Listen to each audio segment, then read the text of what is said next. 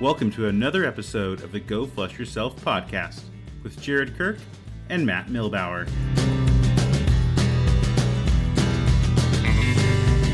Hey listeners, I want to thank our sponsor, Bird Hunter Supply, your go-to for premium hunting gear at birdhuntersupply.com.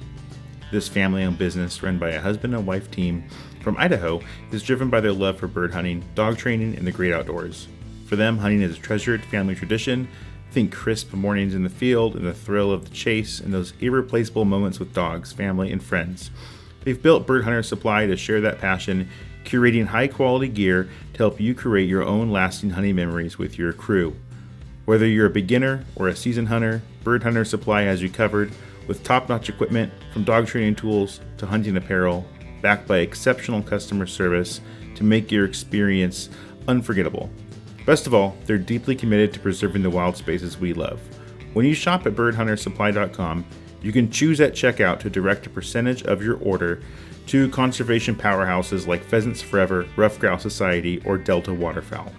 Your purchase helps these groups protect vital habitats and sustain the wildlife that makes our sport possible, ensuring hunting traditions thrive for generations. Visit birdhuntersupply.com today, explore the carefully selected gear, and support a family-run business dedicated to both hunters and the outdoors. That's birdhuntersupply.com. Gear up, hunt with purpose, and help preserve the wild.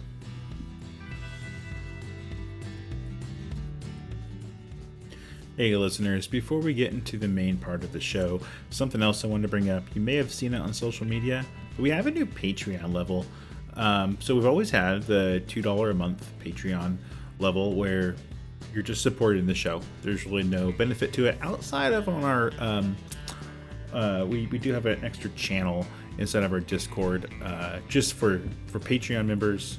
So that's the $2 a month level, guests and the host. So there's a special channel in there, kind of just for us. And sometimes I give some kind of behind the scenes, like which podcasts get the most listens and kind of some back stats like that. And we kind of chat things up about different stuff there.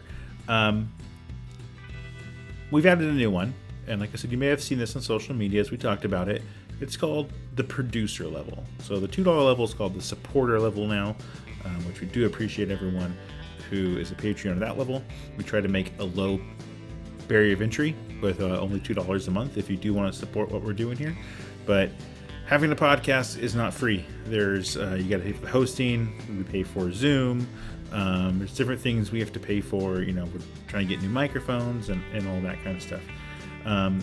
So we need, obviously support helping pay that.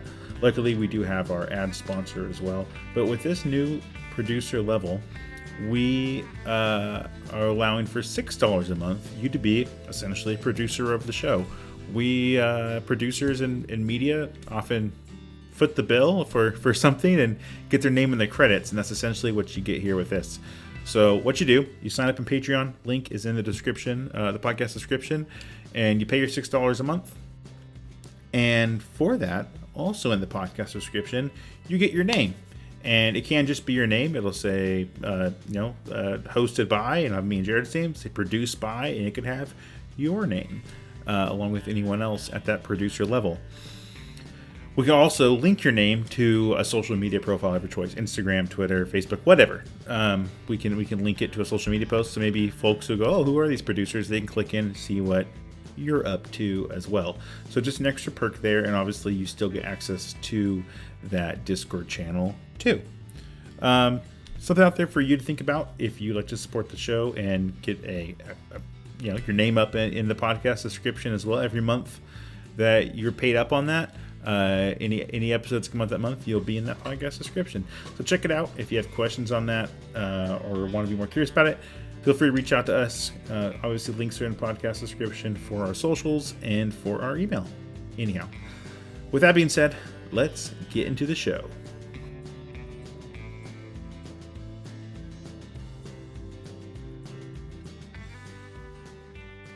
Hey everyone, welcome to another episode of the Go Flush Yourself podcast. This is Matt, as always, with my co-host Jared. Jared, how's it going? Good, man. How you doing? Oh, good. Just cracking open a LaCroix limoncello. You ever have one of those? I have not. I'm a I'm a sparkling water fanatic lately. Oh, I am not a sparkling water guy, so that might be a part of the There's reason. the problem. Yeah. Found Of it. course, Sunshine's the best. No one can argue with that. It's really good. Anyhow, way off topic already. Right? Um, so we did something kind of fun. Well, first off, I guess we're recording this. The season's all but closed, right? I mean, for upland hunting outside of Chucker, which I guess closes for us on Saturday, the end of Hmm. January, and I'm contemplating going out on Saturday, but we can talk about that later. Um, but kind of for the last weekend of what was it? Pheasant, Valley quail, Yeah. Huns, a lot of the upland stuff here in Washington. We kind of put together a big hunt with what was it, eight hunters? Is that right? Eight Me, hunters, you. eight dogs, and a pup. Yeah. We had So, quite a bit. so- yeah, so we kind of got a lot were listeners. So it was kind of a listener meetup, I guess you could say, but not Yeah. super intentional. I know we were talking about it in the Discord to see who's available. Right. Um, but some Pheasants Forever chapter members from our chapter, in our area, and then kind of the next chapter northeast of us, the Palouse chapter, the president up there, Laramie, who I know is a listener and probably listening, him and his dad came down as well. I think they had like an hour and a half drive down to the spot we went to. So Hmm. glad they got to come over and finally meet Laramie in person. Yeah. Um, but yeah, I mean, I'll say this, Jared, and let you kind of see what your thoughts are on it. But usually this late in the season, I'm hunting by myself usually, Hmm. or maybe with you, right? Yeah. And I'm not seeing a ton of birds just because it's late in the season, right? And it's Yeah. cold. And granted, we had a mild winter this year, Yes. very mild, more mild than last year, and I thought last year was mild. Yeah. Um, but we saw a lot of birds, Yeah. right? Yeah. And I like I said, maybe it has something to do with the winter, but it has to be the numbers of like the amount of paws on the ground and no dog noses on the ground and True. just hunters stirring stuff up. In my perspective, for an end of the season hunt, which I'd never thought of before, I always think of an opener kind of hunt where you're like, hey, who's Hmm. going out? I kind of want to do that every year now. I don't know what you think about that. Yeah, no, it was fun. Like it was nice hunting with like I've never hunted with that big a group of people before. So that was kind of interesting. Plus we had all kinds of dogs. There was a pointer in there too. Um, Yes, poor so thing. yeah. So that was kind of fun just playing like I mean just having a bunch of different dogs, a lot of springers. Yeah. Um, I think springers dominated. Um, Well, yeah, of Yeah, course. and then, but yeah, it was nice hunting with like a bunch of different people, different like hunting types and all that stuff. Yeah, it was a lot of fun.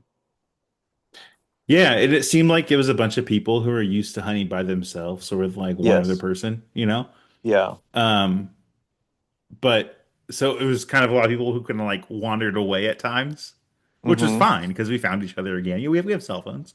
Yeah. Um, and so it was kind of cool. Like all of a sudden, we could like where'd everyone go? I don't know. And for a while, just you and me, Jared, walking around. Yep. Um, and it was just kind of cool to just kind of know everyone that was in the field because A, we had a big group. B, it late in the season, literally no one else was out. It was, well, I guess there's one guy duck hunting at one spot, Yeah. but like no one was out upland hunting on the last Sunday of the season when it closes on that Monday. Yeah. So it just kind of gave me, I mean, not to be romantic about it, but I mean, this is romantic. It's just like the warm and fuzzies. Like this is awesome. Like this is usually at this point in the season, I'm not. It's not that I'm not enjoying the hunts, but I'm kind of like I'm missing those November hunts. Yeah. You The late know? October, early November one. Yeah, Yeah. Yeah. exactly. But this felt like more of that, and so Yeah. um, I'm someone who doesn't mind hunting alone, and sometimes I prefer it. I think Yeah. you're kind of the same way. Like it Yeah. depends on the day and the mood and stuff. Yeah. But when I hear Ron Bam his podcast talk about it's about the people, when it comes to the hunts and because the dogs are important and all that and the birds, but Yeah. it's really the people. Like I always kind of got that, but I that hunt I'm like I really get it now Yeah. because that was fun. That was a good time. Lots of good laughs and lots of stories that we can get into and talk about here. Situational stuff, that kind of thing. Yeah. So cool. Yeah. So not hot spotting any areas, but we met up at a spot, all of us, Hmm. before daybreak or before shooting time, Yeah. which is not normal for me anymore. Uh, Correct. I let the pheasants move around, I let the Yeah. quail wake up. I don't. Anyhow, we can get in that another time. Probably should. It's a good discussion. Um, no, so we met early. Met at a place, we could all park our rigs and Yeah. at first, it was kind of everyone's kind of talking, and I think I knew everyone. I'm not sure if you knew. You may have met No. everyone before. I'm not sure if you knew everyone or not. No, I only met like I think besides your dad and brother and I think one or two others, I hadn't met anybody. Okay, so making introductions across a few people. Not everyone knew everyone, so we're trying to kind of Yeah. introduce everyone and kind of get the feel and that kind of thing. And dogs were starting to get let out, and again, like I said earlier, you could kind of tell it was a bunch of people who aren't used to hunting with a bunch of people. Hmm. So dogs are out, and let's see, we had four springers. So you're a springer. I brought Bridge. I didn't bring Sophie. Rex is Springer. Rex has been on the show before. You can go find that podcast if you want to learn more about Rex. Um, and then Brett's Springer. So four Springers, Yeah. three labs. So my brothers brought one of his labs. My dad brought his lab, and then Laramie brought his lab, Goose. Yep. And then see, Brett had a GSP as well, Hmm. and Laramie's dad, Danny, had a what was like a Griffons. 12 week old I think it was a wire hair pointing No, Griffon. it was a Griffon. Griffon, okay. Yeah. So not really a hunting dog, but he was out there checking out the other dogs and he was cute as hell. Yeah. Every time I saw him I just like forgot about hunting and just wanted to play with the puppy because he was Yeah. adorable. um Anyhow, so that was kind of the layout, and we went to a spot, and immediately, I'm not sure if you noticed this, Jared, but everyone was like, "Are we going to split up into smaller groups because this is a big group?" Yeah. Everyone was saying that, and I thought that was interesting because I think it's more like people are uncomfortable with this many people. It's It's a like lot. it is a lot. Yeah. Um, and in my brain going in, I was thinking one big pheasant push because we have some wildly old late season roosters out there that we could get with enough people and dogs or have a better Yeah. chance at. So I'm like, no, let's, in my brain, I think let's do a big pheasant push. I remember thinking like, everyone wants to kind of just let's do that.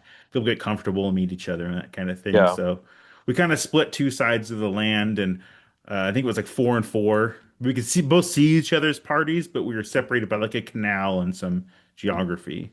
Yeah. Um, and that hunt, well, I guess there was a rooster, one or two roosters flushed, Yeah, I right? didn't. Yeah, I saw one. I think one flood. It wasn't in my lane, so I didn't shoot, but it was Hmm. off to my off to my side. To your Um, left, because you were to my yeah, left. Okay. yeah, So we had a yeah, couple, and then we had a giant covey of quail yep, that no one got to shoot at. I don't. No, I guess I'm the only one that shot the quail and missed. yeah. We had some quail because they were just the nice thing about a lot of people is you get a lot of people. The bad part about having a lot of people is you have very small shooting lanes sometimes. Yeah. Um, I think that was part of the problem. Is at least for me is I was not. There's a lot of places where I was like I could have shot at that. However, there's a person, so I decided not to shoot. And dogs, right? Like not Yes, only there's and also that and the dogs cover there everywhere. is really thick, so it was like Yes. trying to see everyone's dogs. Um, and you were up against like a hillside on your Yeah. left, kind of in that area, and then Yeah. I was next to you, and Brett was next to me, and so there's like four dogs right there. So yeah, that area, I thought that would be a good area to bring a bunch of people to. It wasn't bad, Yeah. um, but we probably could have done better, and we did later. Yes. I think we kind of started to figure out how to do this whole big group hunt thing. Right. So we hit that up, and the dogs are running around and having a good time. And I remember walking. back to the parking lot, and so everyone kind of funneled back into a road, dirt Hmm. road, right? And I just remember seeing all the hunters and all the dogs, and just thinking, this is so cool. Like that was Yeah. not the first time, but I really thought like this is cool. This is the way to, we got to do this at least once a season. The late season's kind of a cool way to do it. Yeah. Um, yeah, so that was the first place. Anything I missed about the first place you went, Jared? No, it was I mean that place I don't think I've ever hunted before. Okay. Um, which was kind of cool just to see a new place that I hadn't been, just because I was like, oh, I could see going there. I could see that being a good place. Just Yeah. in general, I think late season is late season, so it's Yeah. can't judge a place just by the late season. But it No, looked like a no. very interesting, especially the weather. The weather was super weird too that day. Um, Well, it was nice, it right? was yeah, but it was still like it was warmer than I think all of us wanted Yeah. to. Um, Yes, 100%. I was uh, wearing like a light flannel shirt and I was plenty warm. yeah. Like a really light, like, one from Costco, like not even a thick flannel shirt. Yeah. Yeah. But no, it was, I mean, it was a cool place. I could definitely see going there again next year. But yeah, it was a cool place. I think the second place also kind of cool. But I had been there before. Yeah. The second place, I think for almost 20 years, I've been thinking about doing what we did. And Mm-hmm. we didn't execute it well, but looking at the landscape, and I don't think you can. Like in my brain, I No. always, and I'll explain what this is in a second. In my brain, I thought, oh, here's how you get all the birds at this place. But once we did Yeah. it, I'm like, oh, it's really not feasible. Yeah. So essentially, you have a big swath of land. So I'm trying to describe this without giving away. Big swath of land. Yeah. And I know from personal experience that in the middle of that big swath of land, there are there's a good sized pheasant population. Hens, roosters, the whole thing. Yeah. And I also know there's quail around there too. Yep. And I've hunted this place. There's kind of a couple of ways you can get into this land. And I pick away usually. It's usually me and one other person or so. And and most recently my brother and I hit that place up. And I've always known if you could pinch these birds in the middle, if you Mm-hmm. could take two groups of hunters from both sides and pinch those birds, it's really the shot. Otherwise, I never have a shot at those birds. It's like if you catch one Right. slipping early season, great. But early season, I Right. have better spots than that one. Um, Right. And so I never pull a lot of pheasants out of there, but I know they're there. I know the Yes. habitat's superb, although thick and not fun to walk through. Right. So we did that. We took four hunters. Let's see, myself, my dad, my brother, and Rex on one side, and Yep. then you, Laramie, Danny, and Brett on another side. Right. And we tried the pinch. And as soon as I was showing other folks the map, and they're like, "Oh yeah, that makes sense," and I was like, Yeah. "Yeah, I've been wanting to do this for a long, long time." Yeah. Um, But I think based on where the pheasants are at and how the water is there, Yeah. you really can't pinch where they're at. Yeah. It should be noted there's also two parking lots, and that's how this worked out pretty decently for us. Yeah, To me right. in the so-called middle. But yeah, I think the we did get a pull. We did pull a pheasant out of there, Yes, um, right out of the parking lot, which is a little weird. Did not expect that. At least on I my wanted to side be of the there. hunt. Yeah. Yeah, I did not shoot that bird, but someone else did. Yep. But and that was like right out the gate, which is kind of interesting. It seems like, but that is an interesting, super interesting place. And I think I think one flushed, at least when I was on my side, uh, one flushed super wild, like a good like 7,500 yards out. Um, and I think we flushed a hen, and that was it at least on my side On where your we side. hunted. I didn't see, I heard you guys flush more, but I didn't see any of those. Yeah, and when we walked in, it was out of season, but I flushed a ton of doves. A ton. Like it's like the migration just started or something as well. I It did see a felt lot of like doves. That is true. I did insane see a lot amount of of doves. doves. Obviously didn't shoot any. Yes. Um, but Bridget was having a great time just flushing dove after dove and chase them and Yeah. they'd land and she'd flush them again. And then we started getting into the solid pheasant habitat and yeah, two labs and two springers working. Covered that part of the land pretty well.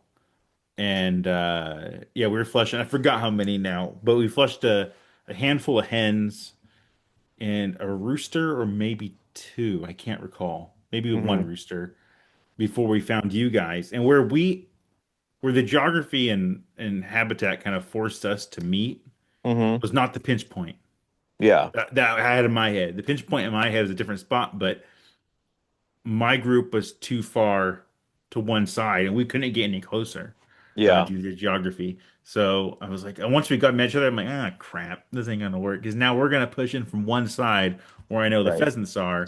And sure enough, we pushed in a nice, is a wide area right there, a wide line of hunters and dogs. Uh-huh. And sure enough, what, 50 or so yards in front of us, a ton of pheasants, a lot of roosters flushed and flew kind of back to where I came from, my side came from.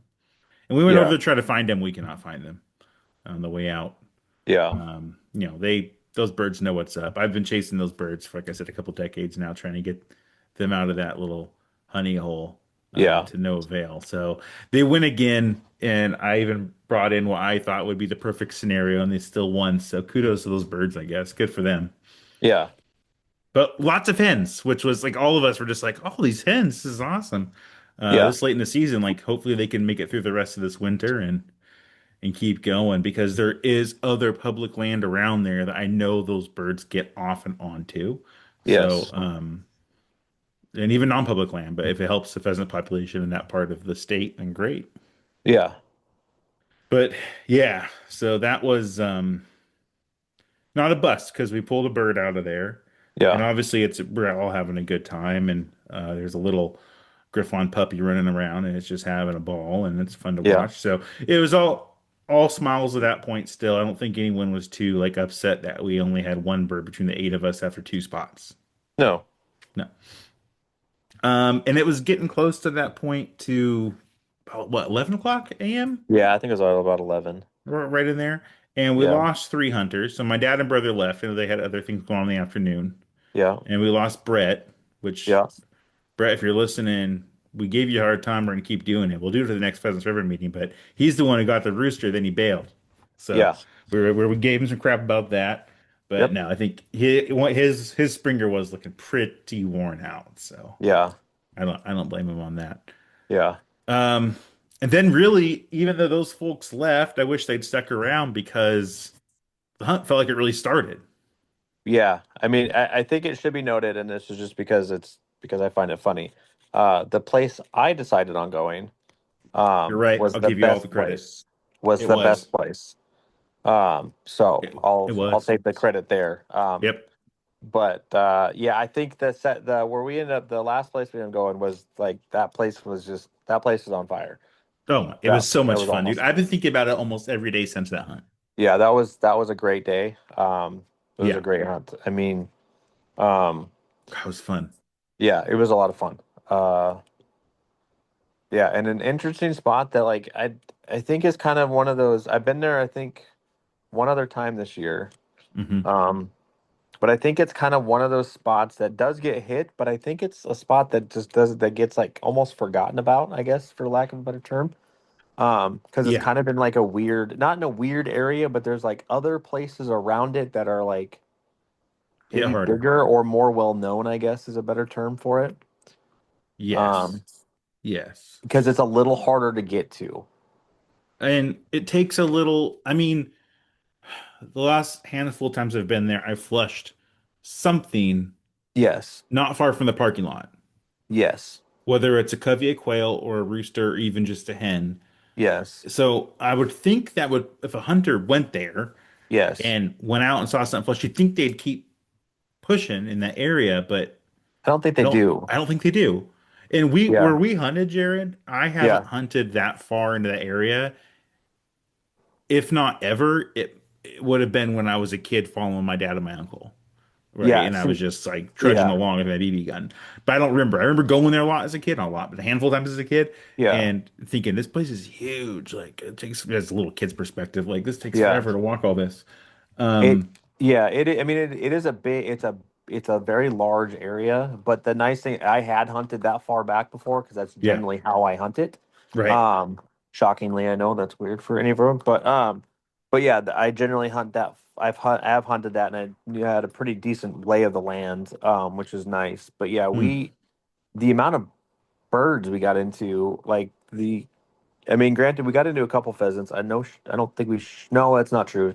Somebody shot at a pheasant, but I don't think they hit him. I think Right. they missed. Right. But That I first mean, rooster they got up.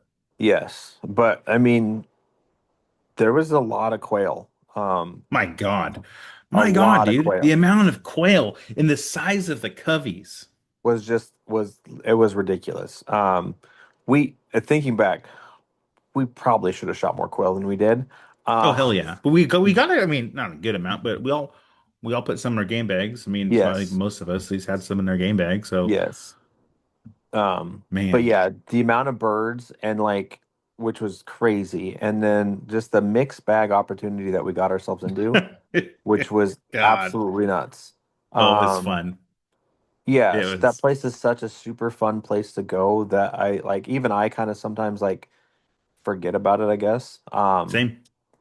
And it's probably somewhere we probably need to spend a little bit more time on, especially early Dude. season, I think. Yeah, I'm Um, 100% with you on this. 150% with you. You've yeah, opened my eyes to that place in ways that I yeah. haven't thought of before. I feel like you should take off a midday hunt, like a midday, just one of Yeah, the weeks, and just go with me because that I'm place, down for that. I think that place is because I don't think I've ever not got something there, um, regardless of what it is. Because the amount of ducks that are around there is just yeah, it's just that place is just like a mixed bag paradise. Um, Yeah. yeah, I it's a don't good want to say place. why there's a lot of ducks there because it might give it away, but Well, it's water. well, outside it's just how Yeah. the water is there. Yes. Um, it just it gives pass shooting opportunities and jump shooting Oh, opportunities that you don't yeah. have a lot of other places. True. Um, it Yeah, I mean, I guess we can just see how awesome it is, but it was awesome. But I guess how it started is, yeah, you picked this place, Jared, and you do Yeah. get all the kudos. It was the best hunt of the day, and I wish you other folks stuck around for it because there was plenty of room for Oh, yeah. folks over there, and we did, right? We all kind of split up into different groups. Yeah. Rex kind of wandered off on his own, and we Yeah. met up with him later. Yeah, anyhow, so we kind of started together through this area, and I guess I saw a covey of quail jump, but it was out of Uh-huh. everyone's range. A rooster got up, but kind of flew around a Russian olive tree, so Yeah. no one really had a shot. One shot was taken, but it was just like, like Hail if Mary. yeah. And then we had a very surprise flush, a big Yeah. surprise. That So was that was super weird. so we're walking and it's an area where the person Laramie, you were the one walking through this. Well, I'm saying you because I know he's listening. Uh and he's in sagebrush. Not, I mean, there's water around, but Not not, super close though. no, no, and not, he's not like by cattails or something, right? He's just in Yes. sagebrush. Yes. And I'm to his left, and you're to my left, Yep. and he has his big chocolate lab goose, and goose gets a bird up, or a bird flushes, Uh-huh. and it's a lot of noise, and I look over trying to see what's going on. I'm assuming this is a rooster. I'm hearing Uh-huh. wings, I'm like, it's not a quail, it's not a covey, Yeah. it's a one big bird. Yeah. And a Canada goose is getting off the ground a handful of yards away from Laramie and his dad. Yeah. Just I'd say 5 yards. yes. Yeah, Like under it's 10. because yeah, because I saw I was like, that's a goose. And then it And was like, yeah. let's recap too. Laramie has a 410 with him. Yep. He has a hand injury, had a Yep. 410. Yep. His dad had a 28 gauge. I Yep. was carrying my 20 gauge. Uh-huh. And I didn't have a shot though. I was kind of recapping. We're all standing Right. there. Yeah. And I see this goose. I don't have a shot. It's kind of behind, from my perspective, behind a Russian olive tree, but I see it getting up, Yeah. through the tree. Yeah. And I yell, shoot it. So in my head, I was like, is it a goose day? Yes. Goose season? Yes. Like, Yes. okay, legal, legal, legal, legal. I'm like, Yep. shoot it. And I could see Laramie's like, I his head's as confused as the rest of us. Like we're all kind of Yeah. like, what the heck? Yeah. And with his 410, I'm assuming he must have got a headshot on it and got it. It went Yeah. down nice and hard, and his dog, his lab, went over, named Goose, goes Yeah. over and picks it up and brings it over to him, and Yeah. that was his first bird of the day. Was a goose flushed out of the sagebrush like a Yeah. rooster pheasant. Super weird. Yeah, it was super weird. It was like super. Yeah, I just was not because like in my head I saw like I was like goose, and I did the same thing. I'm like, all right, it's a goose. And I'm like, it's a goose day. Goose is open, and then the bird fell. I'm like, all right, well that was cool. Well, that worked. Um, yeah. Um, but yeah, it was not expected. I've never fly. I mean, you see geese flying around there, but like they're usually up Oh yeah, like super high. yeah, Um, yeah, but yeah, never flushed one out of the sagebrush before. That was super weird. yeah. They're flying from one, cornfield to another, and they're a Yeah. mile up in the air. And it was a Yes. bluebird clear day, so they were up there. And Yeah. this one, all I can think is that he was winged and glided over here. Yeah. It ended up there somehow. I mean, that's all I can really think of. Um, Yeah. Because it was the but who only one. It knows? was by itself. Like by itself. Yeah, no, It none of did. his I mean, it friends. flew. It seemed like it flew fine. It didn't get up super high, um, but Yeah, it yeah, it did. You're was. right. It did fly It fine. it did. Yeah, it did. But I wonder if maybe we got like you said, like maybe got tipped like a couple days ago or something like that. He's supremely You know. lost. Yeah. Yeah. I don't know. It was super weird. But also super cool at the same time, just because it was super unexpected. Um. You'll probably never see that again, like in that like flushing a Oh no, goose like that probably on not. sagebrush. I never seen it No. before. Yeah, probably not. The joke for the rest of the day was like, all around that, obviously, and goose Yes. flushing a goose and Laramie hitting it with a 410 and Yeah. keep your eyes out for another goose, that kind of thing. Yeah. But luckily it wasn't one of the big honker, goose. It was like a lesser. So Yeah. he was able to put in his vest and comfortably carry it the rest of the hunt. Still a big bird Um, though. oh, still it's still a Yeah. goose. It's still a Yeah. giant bird. It's a lot of meat on there, so that's cool. Yeah. Um, so that was that. I mean, we had some flushes, but that kind of kicked off like, okay, there's a bird in the bag Yeah. at this place. And Yep. gosh, from there, yeah, I feel like, and it's been a week and a half or so now, or a little Yeah. less than a week and a half, a little over a week. And Yeah. but I feel like we flushed some coveys of quail here and there. I think after the Yes. goose, yeah, after the goose is that's when we got into the that big giant quail covey where I think almost all of us got a quail, at least a quail out of that covey. Well, Um. before we lost Rex, when Rex wandered one way, we were Uh-huh. getting into some quail kind of in some sagebrush areas, like some Oh yeah, ones and yeah. twosies. That's Like right. maybe Yep. maybe a covey got separated, but none of us took any quail out of that. But Correct. then Rex walked further to our right. Uh-huh. Um, Oh, that's right. and there was Yep. like a fence line that had some cover on it and some Yep. trees. And he flushed a covey down towards the four of us. Yeah. Um, and we all were taking quail out of that. I think I took Yeah. two, you took one. Yep.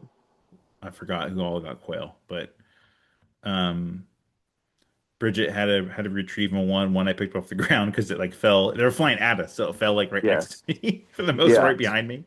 Um, so that was cool. It was good. I haven't shot a quail all year, which is usually, I have a handful and not even Yeah. trying because if you're chasing pheasants, you're gonna flush quail in most of these Yeah. spots around here. But I hadn't shot a quail all year, and so that was cool. Like last kind of really was my last quail hunt of the season, and I Mm-hmm. pulled some quail, put some quail meat in the freezer. Yeah. So that was cool. I Yeah. shot two males, so they were nice and pretty. Except for the Yep. one that Bridge retrieved. She was for some reason her normally I wouldn't say soft mouth, but not hard Uh-huh. mouth Yeah. she was like, "This is mine." Yeah. I'm like, "Give it to me." Like, "What are you doing? Give." And she's just looking at me like, "I'm not gonna run away with it, but I'm not gonna give it to you." Right. I'm like, "Okay." I had The like first quail. prying It her was the mouth first quail of the open. year. Like, Yeah, she was like, "I yeah. finally, like about Yeah. time. It's January." It was kind of Right. her mindset is what it felt like. Yeah, exactly. Yeah. Um, so now we have some birds in some bags here. Yep. Already a mixed bag. We have a Yeah. rooster flush. We have a goose in Laramie's bag. We have Yeah. some quail. We've taken lots of pot shots at quail. Yep. Um, I shot so those quail I hit. So this is my first time I was shooting the new Boss Copper, and I have been a Boss skeptic Mm-hmm. since I've learned of them, which has been a Yeah. handful of seasons now. And that's I with the rem bismuth, right? I bought bismuth early on, Right. and it felt like I never patterned it, so I can't say for sure. So it's me. Sure. I never patterned it. Right. I do want to pattern this. Like I actually authentically want to pattern some shells out of my Satori and the We're CZ this we're off we're season, gonna Jared. we're gonna do that this We're summer. gonna do it. I We're authentically gonna do want it. to do it. I Yeah, just we're say I gonna do want it. to. The back of my head, I know I'm not going to. I No, we're really going want to to. do it this off season. We're going to. Anyhow, the bismuth, which still have a bunch of it, maybe I'll pattern some of that just to see if Yeah. my assumptions are correct. It felt like they were either the pattern was really tight Uh-huh. and I'm not a great shot. Like Right. I'm not shooting well enough for that super tight pattern coming out of my gun. Either that was Right. happening, or there was massive holes in the pattern with the bismuth. Yeah. Yeah. Out of three different guns I used it with, three, four, Yeah. three. And anytime I was like, I'm gonna try it again, I would aim. I have a bird dead to rights on an easy shot that I've been shooting for years with steel, and it would just fly away unscathed. And it was just Mm-hmm. like, what? Yeah. Like it drove me insane. So I put it away and stopped using it. Sure. And when the copper got announced, I grabbed a box in 20 gauge fives. I can't remember their loads, but I bought the bigger load of the two that they Okay. offered. Anyhow, in 20 gauge, 3 inch, yeah, 3 inch Uh-huh. copper. Yeah. And I brought it with me. I did throw a couple Kent Fast Steels fours in my other side of my vest just in Sure. case. Just yeah, that But makes sense. I'm like, I'm bringing this copper. I'm gonna try. I'm gonna give it a thing. I hadn't Right. shot bismuth, Boss bismuth through my Satori. Mm-hmm. Um, I had relatively open chokes in it, improved cylinder and light modified But they my were not follow-up shot. factory chokes, though, right? They were. They're Browning Ah, chokes. okay. I thought they were aftermarkets. I mean, I bought them after the fact, but they're They didn't come Browning. with the gun. I guess they didn't They come did not come come with the with it. gun. They weren't Okay. flush. They're extended Extended. choke tubes. Yeah. They I looked really really went cool. extended just to protect the end of the barrel because Yeah. I'm not always like I'll be cleaning a gun and drop the barrel and be like, oh my God. Yeah. Um, I'm like, this will help protect the end of the barrel, And they and look uh, cool. and they look cool, which is Yeah. always a plus. Yeah. So anyhow, I was shooting those, and the first bird I really shot that I had a true shot at, it wasn't a Hail Yeah. Mary, Right. was those two quail, Yeah. and just dropped them, dude. Yeah. Like it felt perfect. I'm like, okay, Yeah. copper, okay.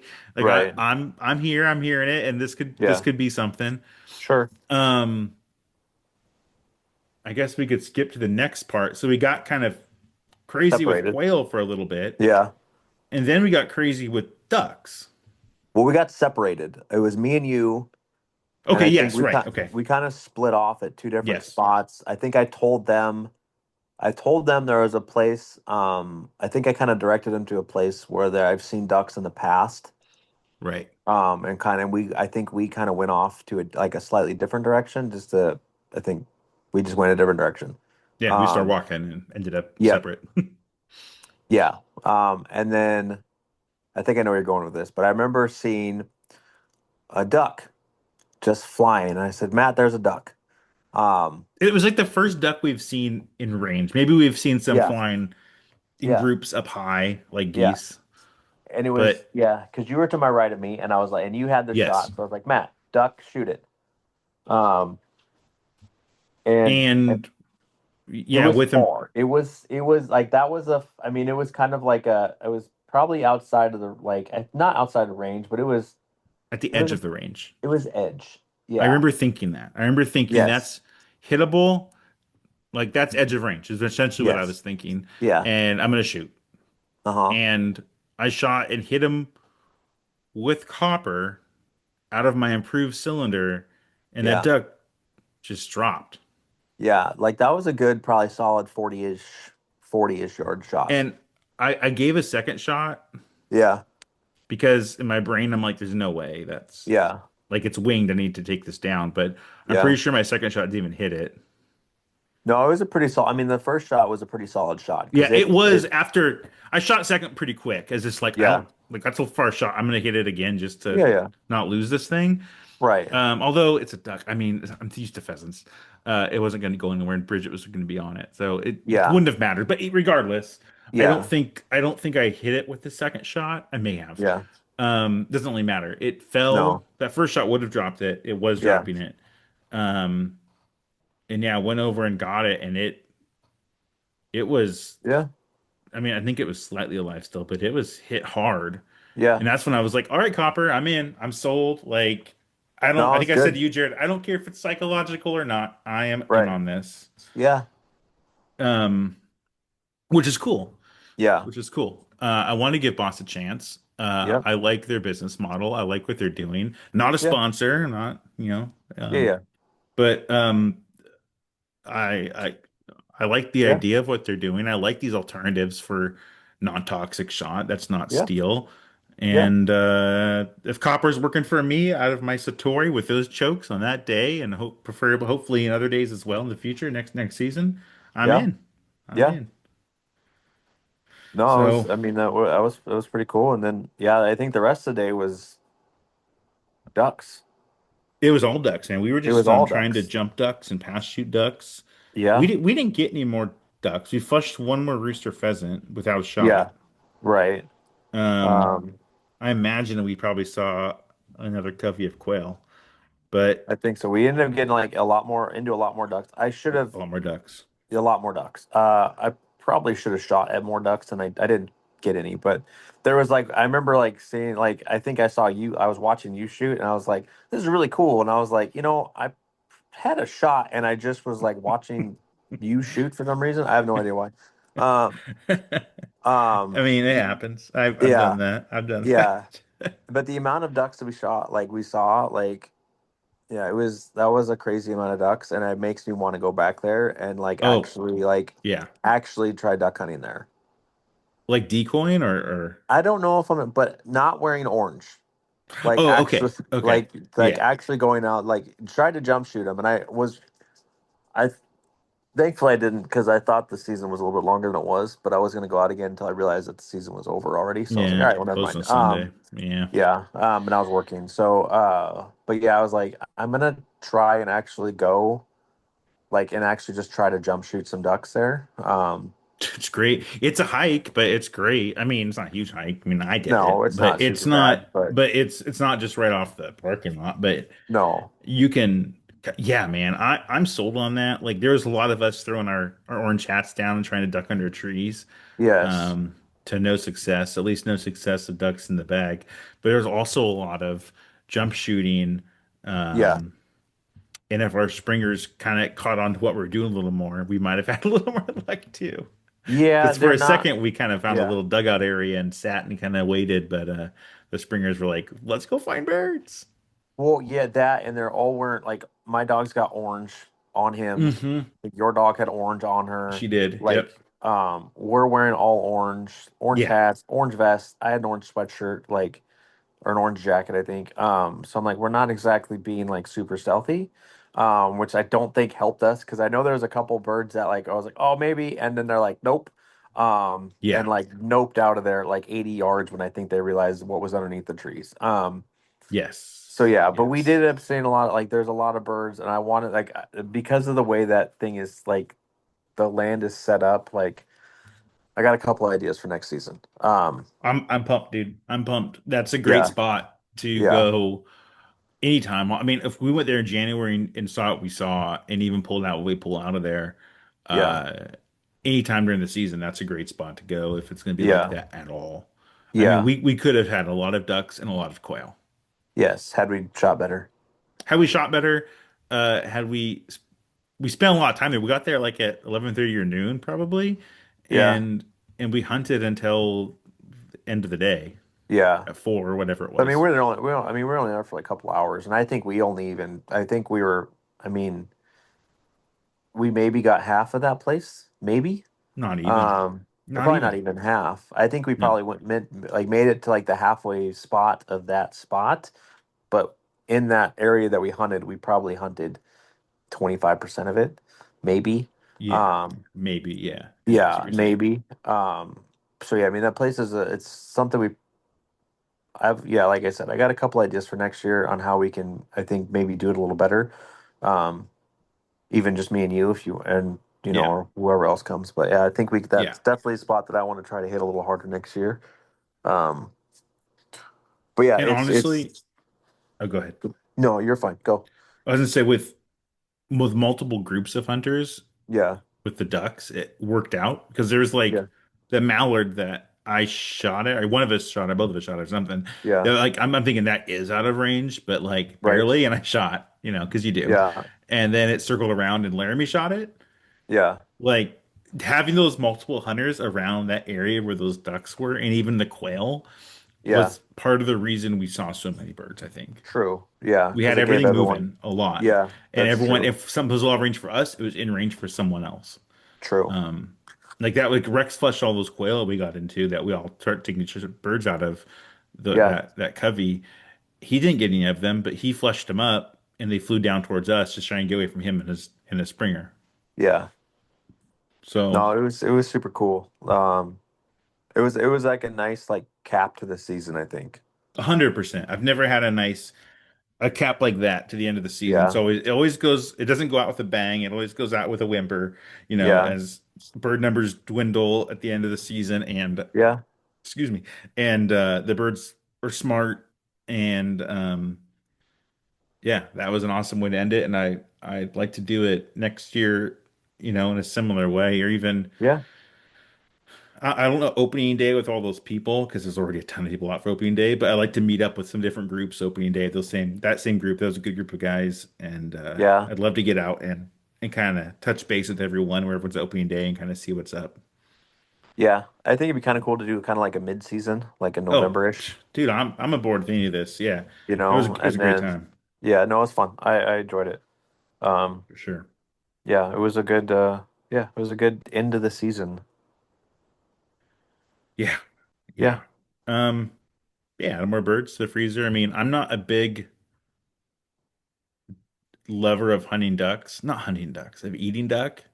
yeah, Probably because it's probably user error in cooking it, which I can get better at. But this one, I, yeah, left the skin on and left the breast on bone, and everything, and I'm gonna try to do my best with this duck that I got and see because it was so much fun. I'm like, I want to do it next year, but I'm not gonna do it unless I'm, gonna get better at cooking them and having folks and myself eat them. So we'll start with yeah. this one and we'll move forward. Because last time I had a duck, I gave it to you. Oh, that's right. Or was it? Um, I didn't even get it. Like Bridge found a duck. yeah, that's right. It I was a remember winged that. duck walking around, and I'm like, "Do Yep. you want this one?" Yeah. No, that was I. But I like yeah, duck. I can give you some pointers. It's not hard. Um, Yeah, I'm just used to like I just take the pheasant meat and smoke it until it's like, smoked yeah, pheasant pieces and eat that, and I'm and happy with any smoked. upland Yeah. bird. But Yes. duck's different. A little different. Yeah. Yeah, Just do medium well. You'll be fine. yeah, Or medium rare. exactly. I'm sorry, not medium well. Medium rare. You'll be fine. Medium, Um, yeah, yeah, yeah, yeah. Right. yeah. But yeah, no, I enjoyed ducks. I ended up getting. I think I got a couple ducks actually this year.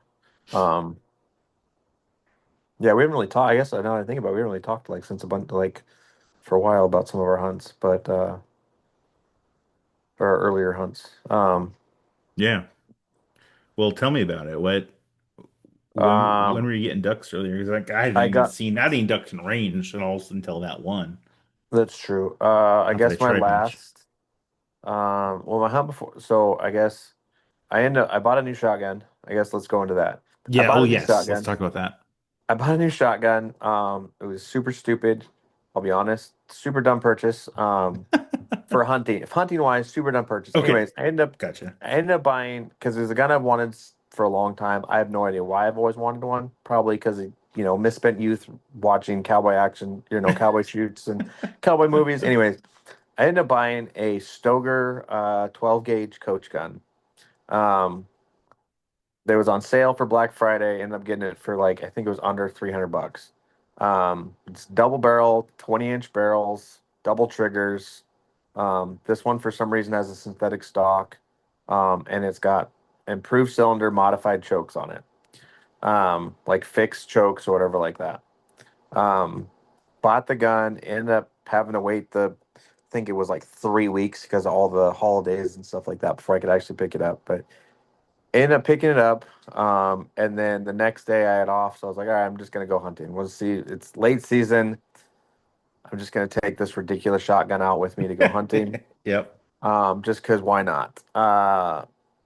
And um, ended up going to a place where I knew like there's quail and usually you have a pretty it's a different area, but you have a general pretty decent shot at multiple different things.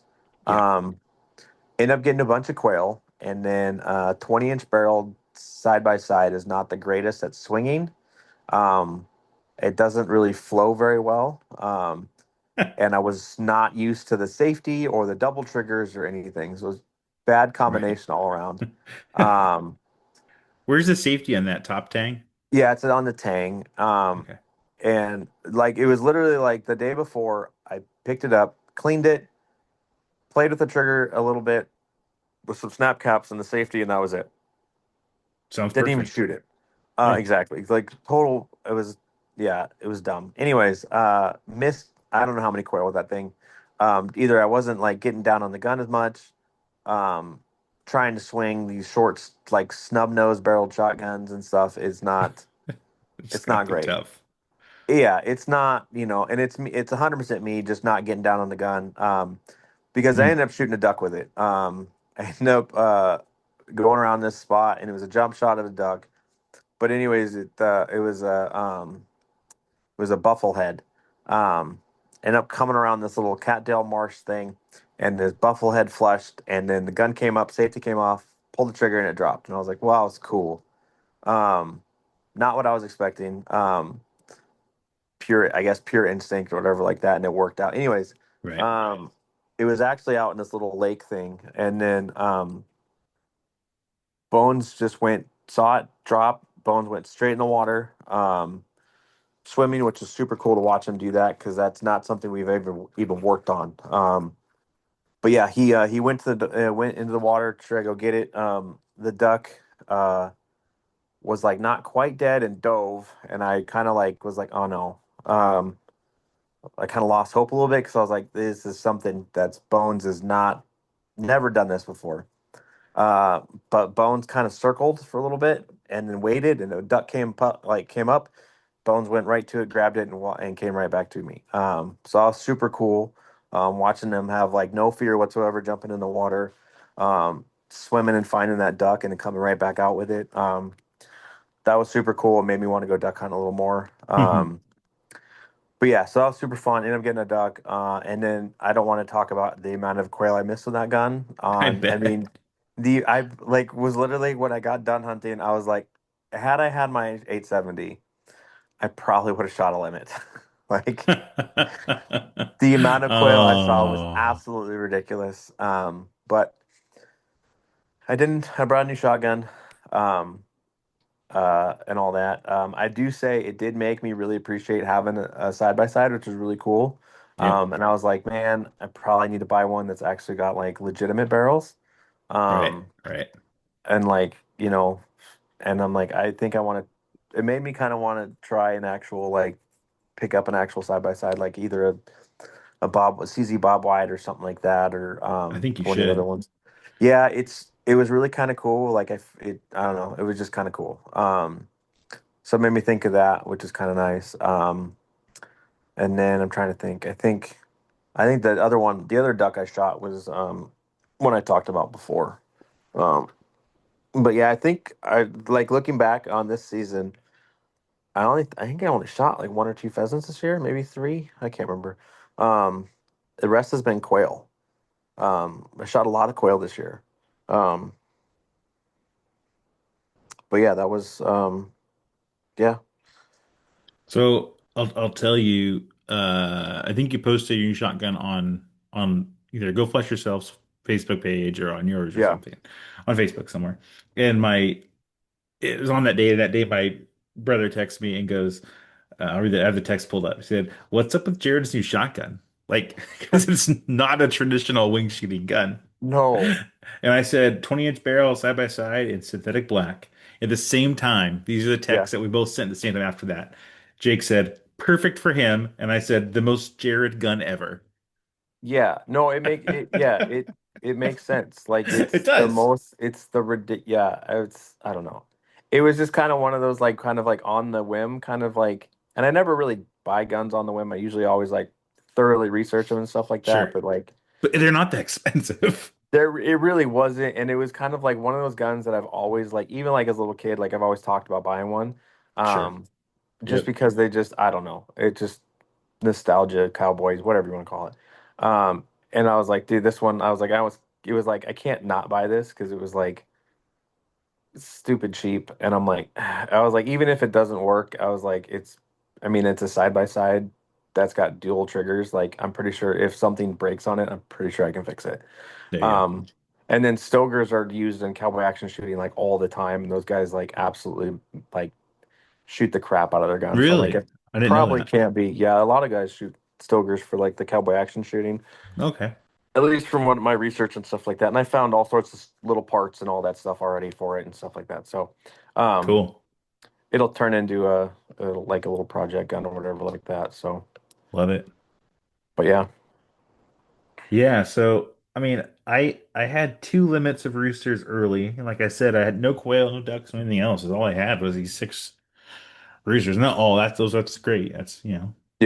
that was good. But then like my season kind of petered out. I kept trying to go to the same spot. Uh, because I know there's roosters there and trying to find ways to get them, but I Hmm. probably should have varied my hunts a little bit. But it's okay. Yeah. You get hooked in on something, you want to do it. Yeah. Um, but then later in the season, would have been early January. I took I started doing golden hour hunts. Just Hmm. like leaving the house at 3, getting somewhere by no, leaving the house by 2, getting somewhere by 2:30 or 3, and trying to do that. And I was seeing pheasants. I think I brought up in the last podcast, helped a guy get his first pheasant. And Hmm. so one day, I believe it was the weekend before the hunt we described earlier, the last weekend, Hmm. I texted my dad, my brother, and I'm like, golden hour hunt, like, let's go. And like, what time? Like, leave in like 30 minutes. I'll come pick you up. And they're like, kind of hemming and hawing, a little bit. Yeah. And I'm like, come on, let's go. The season's almost over. It can't be more than an hour long hunt. Like, Yeah. you got nothing going on, let's go. So they go, yeah, let's go. And we go and we each bring a dog. So I brought Bridget. My brother brought his younger lab, and my dad only has one bird dog, but he brought his lab. Hmm. And we went to a spot, kind of a spot where I know late season there's roosters there. Hmm. And my brother hunted one spot, my dad kind of it's wide, right? So we all kind of picked one area and kind of worked down together and hunted on our own for the most part, really Hmm. out of view of each other. And pretty quickly I heard a gunshot. I'm like, oh, okay. Well, I'm sorry. I knew my brother had an over under. I knew my dad had a semi-auto, and I had my over Hmm. under. And I heard two shots, and it sounded like where my brother was. And I'm like, well, that's a Hmm. miss. I'm thinking like I got he missed a rooster. Right. And really, there's nothing in the area except for roosters. Like I don't seeing quail where I was at would have been strange. I've never seen there before. Yeah. And I'm like, oh, he missed. And then I heard three shots from my dad. And I'm Hmm. like, "Whew, there's a bad miss. Dang, okay, I'm thinking this Right. right." And Bridge is getting buried the whole time, off and on, and we must be trailing some old rooster who knows Yeah. what's up, right? Because she gets birdie really bad on the go. Something's gonna get up. Whereas earlier in the season, something would have gotten up had she been Right. acting that way, but nothing did. And then she slowed back down, and then picked it back up. So I'm like, all right, there's a bird out in front of us, and he knows what's up. And Right. so I'm working this bird. I didn't hear any other shots.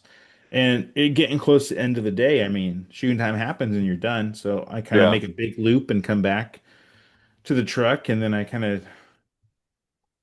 my dad's coming back to the truck just as I get there. And I go, hey, how'd it go? Did you see anything? I heard Yeah. shooting.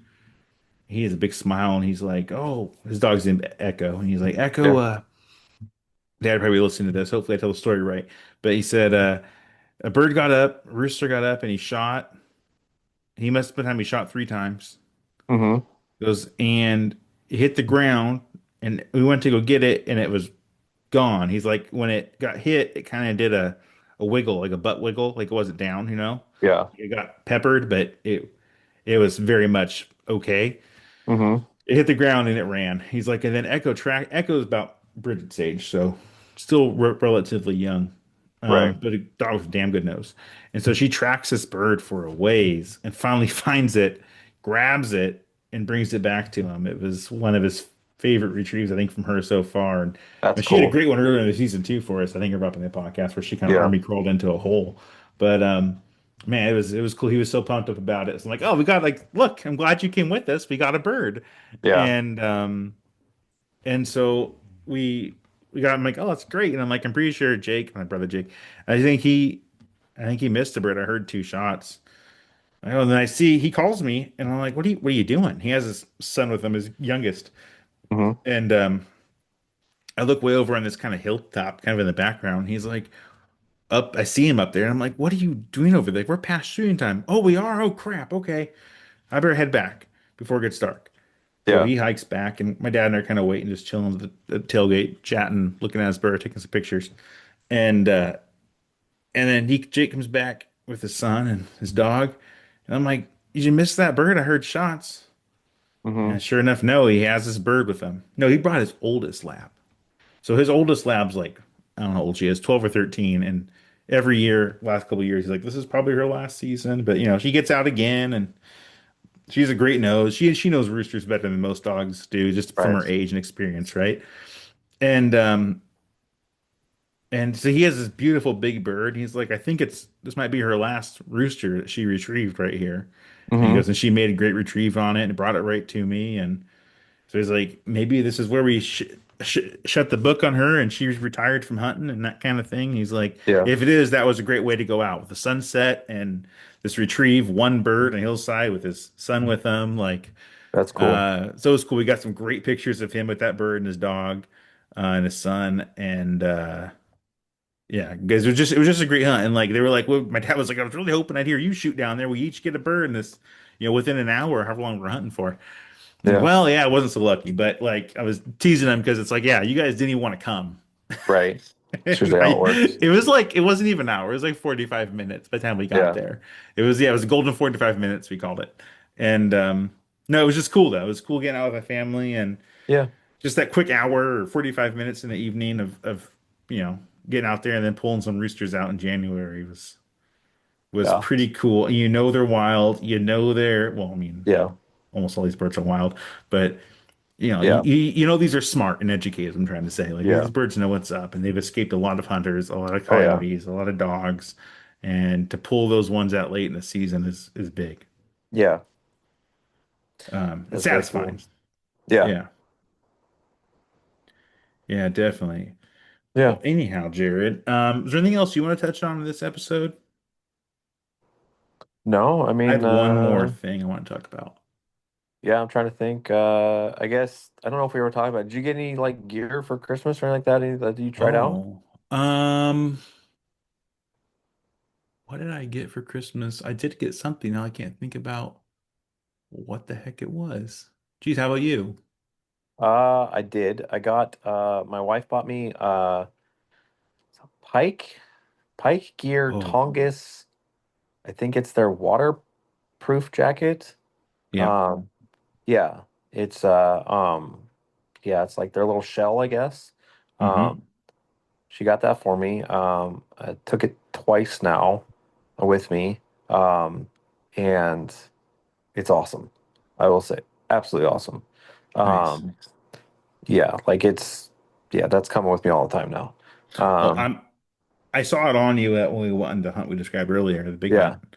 And I think I said a few times, like, that's a damn good looking shirt. Like, it's just a good yeah, looking upland shirt. yeah, So yeah, I'm with you on that. yeah. Really, I really like that. That was really cool. Um, Nice. Nice. Trying to think if I got anything else. No, not really. I mean, I got a boot dryer. That was pretty cool. Oh yeah, I have Um, one of those. Those are nice. Those are nice to yeah, I got have. one of those. Super cool. Really glad I got that. But yeah, that's about it. I did like not a Christmas thing. I just happened to pick up this thing. It's gonna be my next project. Hmm. I when I picked up my shotgun, my Stoger, um, I was messing around. This guy's got where I picked it up at. It's at a guy's house. But he or my FFL's at a guy's house. Anyways, he's got a bunch of used guns and stuff like that, and I just always poke around in there while I'm just seeing what he's got because he's got all sorts of. It's an eclectic mix of stuff. Yeah. Anyways, I was messing around. I looked at this. I saw this box kind of sitting in the background. I had a Remington little sticker on it, and I'm like, "Oh, what's that?" And I kind of like looked at it, and I looked out of the side, and it said, it was like 26-inch Wingmaster light contour vent rib rim choke barrel, Hmm. and I was like, "Oh, what is that?" And I pull it out, and sure enough, it's a 26-inch light contour, which is lighter than the standard 870 barrel. Yeah. Vent rib. It's got the Bradley bead on the front. It's rim chokes. It's all like the classic like Wingmaster blue on it, Yeah. and it said 3-inch chamber, and I was like, "Oh, okay." All right, well, got to buy this. So I ended up buying that. Got it for a ridiculous price because I think right now those barrels, since they don't make them anymore, they're probably like 350. Jeez. Just for the barrel. Yeah. I Yeah. did not pay that for this barrel. I got it Nice. for way cheaper than that. So now I have an 870 Wingmaster barrel. Um, Hmm. and while it Yeah. fits on my 870, You just need the rest of the Wingmaster. I need the rest of Wingmaster. Yeah. Yeah. That's my project for this summer, spring summer. That and I'm still probably gonna end up picking up a side by side, but Nice. that'll be the projects for this year and spring, summer, and all that stuff. And yeah, getting ready Nice. for next year. Yeah.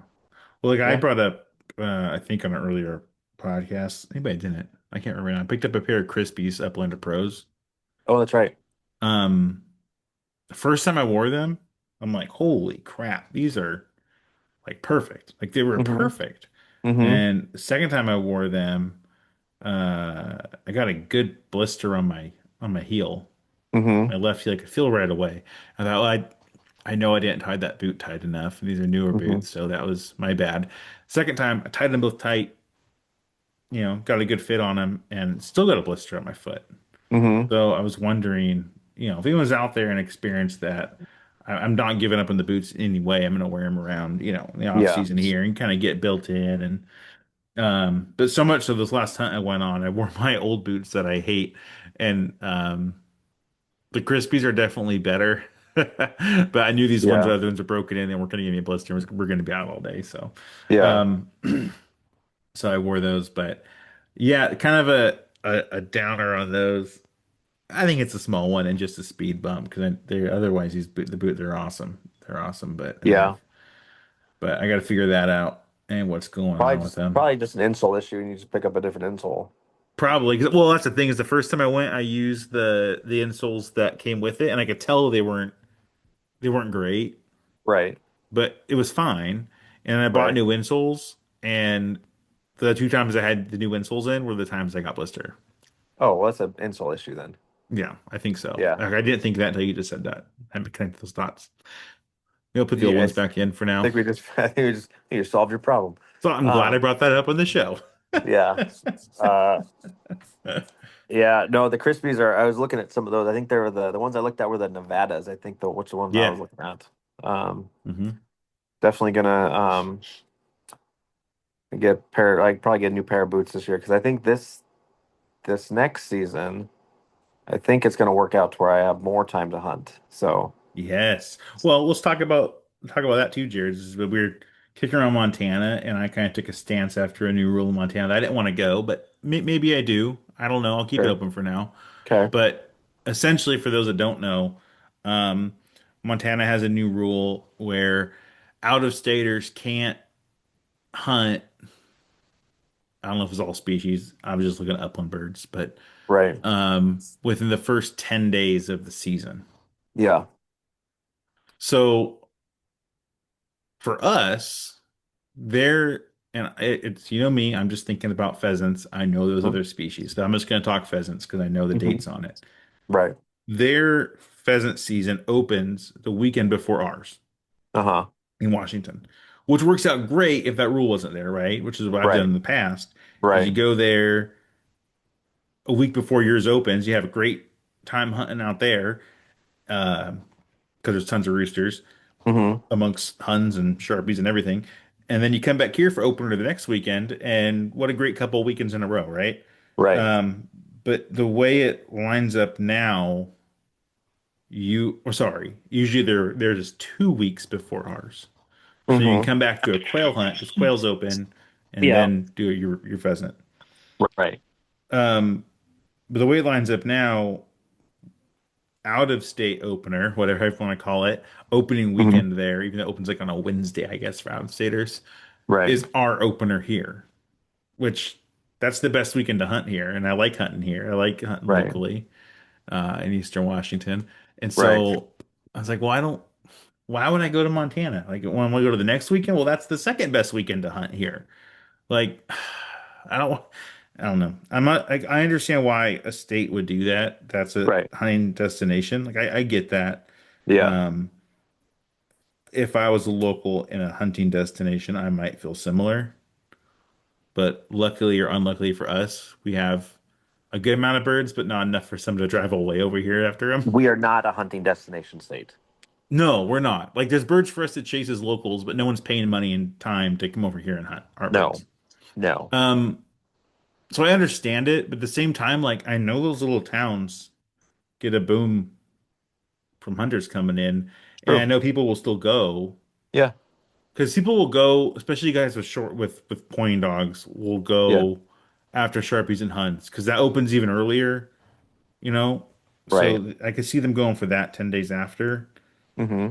but I don't know. Like, if I'm gonna take the time off work and time away from my family and make the 8 hour drive over there, Hmm. like there's two day long drives on there. And I'm not a big traveling kind of person. Um, so it's a lot for me to leave town. Like, Right. if I'm gonna do all that, do I want to go 10 days after everyone else has been hunting them? You know what I'm Yeah. saying? But at the same time, if you think about it, I look at it, I think it's a perspective thing. So yes, but I think you're looking at it the wrong way. So you're looking at it at the as like an opening day thing, which I get. Because you go 10 days later, you're not going to have the opening day experience, but you still kind of are if you think about it. Um, because I get like my guess is most like everything else, y- just like here, opening day, a lot of people Yeah. probably. The next weekend, a lot less people. 10 days later, there's going to be people, but those are the people that are going to be hunting regardless. Um, I see what you're and saying. then you're gonna have people, you're gonna have the out of staters anyways, which is gonna be there, but it's probably going to be probably like you, probably less because a lot of people are probably thinking along the lane The way like I'm same thinking. lines. But at the same time, if you think about it from the hunt we just had, we flushed roosters and birds, and this is 3 months after the season like Yeah. started, um, and we still got into birds. Um, So I think the birds are going to be there and probably in a higher number than where we're at now. I can almost surely say. Uh, as someone who's been there, yes, I bet there'll be more birds here than there, even Right. if it's our So opening day and they're 10 days later. Yes. right, either way, like even if like you go 10 days later. I mean, cuz the other way you got to think about it is like yes, it's going to be after our opener, but if we play the game right, we have the res opener, our opener, and then we go to Montana's opener. Yeah. Well, oh, you're saying go. Well, it's not our opener and Montana's are the same though for our out of state Montana opener. Oh, okay, so it opens up the same as ours. Yeah. Now, See, for out of staters I'd almost rather do res opener and then go hit the Montana opener and then come back for our second weekend here and then come back for the second weekend here. because it is crazy opening day here. It is almost frustrating. I was super frustrated, honestly. Yeah. I Super hear you. frustrated. I hear you. Um, Okay, it's on the table, Jared. It's not a yes or okay, no. It's on the sure. table. It's on the table. I think my dad's wanting to go too. I told him about this rule, and he kind of got on the fence, Yeah, but he went with this, the last time, and it was really really fun. It was really really fun. right. And the places we went, there were definitely other hunters. Stayed at a hotel, and there were, Hmm. it was just trucks full of dogs, you know. Yeah, And so it was cool, but there's so much land out there. yeah, You didn't see them. right. And most of the people had pointing dogs, and they were looking for different kind of land than I was looking Yeah. for. So I mean, I Um, think either way, you'll probably end up having like, even if it's 10 days after the resident opener, you're still probably going to get into birds. It's still yeah, early season. You're like talking like mid October, right. um, all that stuff. And then like, that's my Yeah, perspective. it's I fun mean, too. Just in general, it's yeah, fun. it's a new experience. It's different, all that stuff. Like I think, Well, it's on the table. yeah, I think this year I want to do a little bit more different stuff too. Not like Hmm. I want to still like, but there's like I realized when I was like looking around and stuff like that on Onyx and stuff like that, I was like, there's so much because I think we kind of end up getting into not ruts, but we kind Oh, of have our sure. spots, you know? Yeah, 100%. And like I was like, man, there's so much cool area around us, um, with different like chuckers and whatever Huns, Mountain which we quail. didn't, yeah, we didn't really even go after Huns this year. I didn't Um, see a hun this year. yeah, No, I take you that back. know, I did, but I didn't shoot a hun this year. yeah, I'd neither. But I was like, I kind of want to like maybe spend a little bit, like maybe take like I haven't done it because it's a lot of times I'm hunting like little half days here and there and stuff like that. But Sure. I'm like, uh, I want to go to Montana and do that just because I want to go to Montana. But I'm Hmm. also like, it might be worth it to take a weekend and actually take a weekend and actually go somewhere maybe 2 or 3 hours away from here because I got some spots that I've hunted in the past, but they're like 4 hours away. Right. So kind of a little bit hard to do a day hunt like that. Yeah. But I'm like, maybe it wouldn't be the worst idea to maybe just go grab some camping equipment, go up a place that's 3 or 4 hours away, and actually hunt for a little bit and actually make maybe a weekend of it. Are you talking Um, like Hell's Canyon? I was thinking about doing an Idaho hunt, honestly. Idaho's Okay. not that far away from us. It's Hell's not. Canyon's not that far away from us. No, I've Um, never been, but it's I I have mean for neither. hunting, but Right. It's not that far away from us. It's a pretty reasonable drive. I have a new car. Um, it's all lining up. yeah, I'm just like, man, it doesn't it's I mean, that would be kind of fun to do kind of like an actual like maybe try chucker, early season chucker with flushers. Yeah, I'm not against this. Speaking Yeah. of which, Uh-huh. Chucker closes on Saturday. Right. Are you gonna try to go get some of it on the last I handful am of I days? don't think I was really thinking about it. I don't think so. And the only reason I don't think so is because Hun is closed, and a lot of the Yeah, places that I was gonna go also have Huns, yeah, and I'm not like because I've seen chuckers, I've never really hunted them before. I don't want to play the game of flushing something and being like I don't know, and then just end up not, which is totally fine if I don't shoot anything. I'm totally fine with sure. that too. But But you'd I'm rather also not, like, yeah, not deal with it. yeah, I'm like I don't, and I also promised my kid that I would take him coyote hunting. So. Well, that's fair. Um, That's fair. because he's been bugging me the entire time. I'm like, dude, listen, man, it's bird It's season. This bird is not season, the dude. time to be going coyote hunting. That's not when we're doing it. So I'm like, I told him I was like, we might go coyote hunting this weekend. So I think we're gonna go coyote hunting instead. I will probably be annoyed because we're not hurting birds, but it's fine. I'm trying to branch out because my kid doesn't like. He only likes hunting stuff with rifles. So Right, right, I got right. to do that too with him. So Yeah, you gotta do that. No, that's good. It's time well spent, though. yeah, Um, I may try to get for Chucker. We'll see. Maybe on Saturday. We'll see. yeah, It'll be like a half-hearted effort, more of just like dogs get in the truck. Let's drive out to a couple spots that might be good and see what happens. yeah, But I'm with you. If I'm not sure what it is, whether it's Hunt or Chucker, it's yeah, not going to get shot at, and it's going to be just fine. But yeah. I if I could bring one home, I'd be for this late in the season for kind of a Oh yeah, half-hearted effort. I'd be like, that's cool. And if I it's a don't great get day. any, it's one last time out, Yeah, before everything completely closes down for Upland. true. So we'll see. I may also Yeah, sleep in, so we'll see. there's that too. I'm really good at that. So. Yeah. Well, there's one more thing I wanted to talk about, Okay. at least one more thing, and that's that if you're local to southeastern Washington, or even if you're not and you're feeling adventurous, but if you are local to southeastern Washington, our Pheasants Forever chapter is having a Clays for Conservation event. Our chapter is about a year and a half old. We're trying to get our feet under us, and we have some awesome volunteers already. Rex, who's been on the show, and we talked about earlier. Brett, who went hunting with us on that day, has not been on the show yet. My dad, my sister, my brother-in-law are there. We have our treasurer's awesome. Like we have, and a couple of people. Like we have a good core group of folks that are driving events and fundraisers. And like Rex has been on the show talking about before, has been absolutely killing the habitat stuff. Mm-hmm. He's our habitat coordinator. He's just been slaughtering it. Yeah. Like every meeting we have, he just has like a list of things. My like jaw drops in my head of like, as I'm secretary, I'm taking notes, right?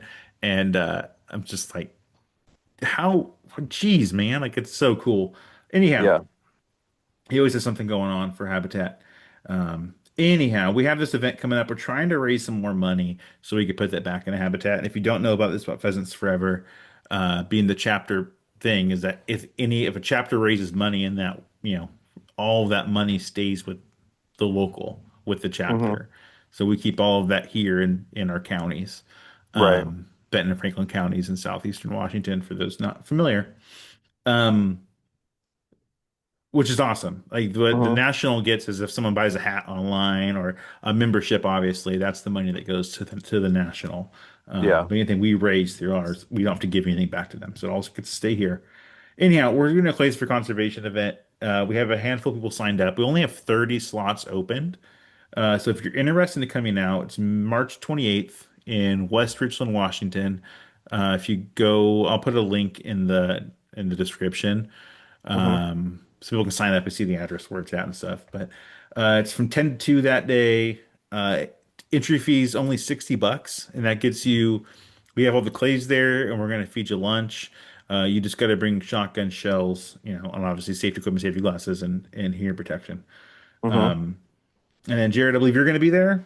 Yeah, I'm the safety guy. Yeah, Jared's going to be kind of the range safety guy. Keep an eye on things. There'll only be one shooter at a time. And we're just going to have a little friendly competition, prizes for the winners. So that'll be cool. And like I said, all that money that we raise from that will stay there. And you get to come out after the season's over and meet up with some other, shotgun enthusiasts, upland hunters, pheasant forever members, whatever it is, and kind of get to chat and talk about whatever, maybe make plans for next season, and that kind of thing. So if you're interested, if you're in the area, March 28th, 10 to 2, West Richland, Washington. Hopefully we'll see some of you sign up and be out there. Yeah, and if I figured out if there's going to be a shoot off for best shots, they got to use my Stoger. Oh, I love this. I love this. Oh Yeah. man, I got something else to talk about then, Jared. In that Yeah. case, 'cause I had a similar thought. I like your idea better. I Yeah. Mine was more of a joke. But recently I started because this is what happens. I Uh-huh. got down a slingshot rabbit hole on YouTube. Sure. Never been interested in slingshots before. Something popped up. I'm like, oh, what's that? And Uh-huh. how that goes. Yep. So I bought a couple. I have some Um, too. they're from Simple Shot. Have you ever heard of I them? yep, I have two from them too. Oh, sweet. So I got what are the names of them? One's the Champ, Uh-huh. Axiom Champ. It's small, like in your palm, Okay. small. Yep. And the other one is the Sparrow. Okay. Anyhow, we got some of the clay ammo, Yep, I have some and of that too. my son and I are in the backyard, and we're just plinking pop cans now. It's so much fun. My thought was a shoot off would be hitting a clay from a distance with a slingshot would be kind of funny. But I like your Stoker idea better. I also have because I have the problem with shotguns. I also have, shockingly enough, I have one of those they're called the TAC 14s, which was Yeah, the 870 that has the 14-inch barrel and has the no pit that has the little broom or not broom said the shockwave grip. yeah, So no stock. I have one of right. those too. Okay. I Extra have shot clays. challenge. I have shot clays with that though. I like it. I We'll like give them an it. option. Yeah. So just to on our clays for conservation, Jared and I will both be there. If we don't have enough folks show up, if we have a couple empty spots, I'm gonna jump in on the competition. If not, we'll Same. let everyone else fill up. We do have myself and I think Brett are gonna kind of back Jared up if he ends up shooting for Yeah. kind of range safety and whatnot. But it should be a fun event. The venue is awesome. It's a Lost Barn venue in West Richland. It's right in the Yakima River. When you're there, you're not far out of town, but it feels like I've seen lots of pheasants there, Hmm. like just walking around and deer. So it's a good vibe. It's a good vibe Yeah. for a Pheasants Forever event. Um, but it's an awesome newer venue in town, and they have a spot you can shoot clays. So I really think Very this will cool. be something that when we start having banquets, this will be one of those spots we have them like awesome outdoor patio. Um, it's going to be cool. So really excited about it. And hopefully if you're in the area and want to come out, come out. Don't be intimidated if you're like, I'm not a good shot or I only have a pump shotgun. I had to get my pump shotgun back I in. was waiting for that. Yeah. It doesn't matter. Bring your pump shotgun, bring your poor shooting, whatever it is, bring your fancy whatever, over under, whatever you got. It doesn't matter. Bring it out, have a good time. It's a friendly competition. If you miss them, we can all, a lot of us will be missing clays. Let me put it that way. A Yep. lot of us will be missing clays. So, yeah, don't be intimidated by that if you are. If you are a great shot and you got like some fancy trap shooting gun, you can come out too. Yeah. Just you can clean up, take your prizes and go home. Yeah. That's great too. I love to see it. So anyhow, that's that. Anything else for this show, Jared? No, I don't think so. Yeah, I think I'm good. We've kind of went a long time, but lots to Yeah. cover. We'll be back shortly. I think we need to talk about your hunt on the Yakima Reservation, a little foreshadowing with Oh yeah. a new acquaintance of ours. Yeah. Um, you got to go out with him and do that. So we got to talk about that. And we have other stuff coming up as well. So Yeah. I guess with that, thanks everyone for listening, and we'll talk to you all later. All right. See ya.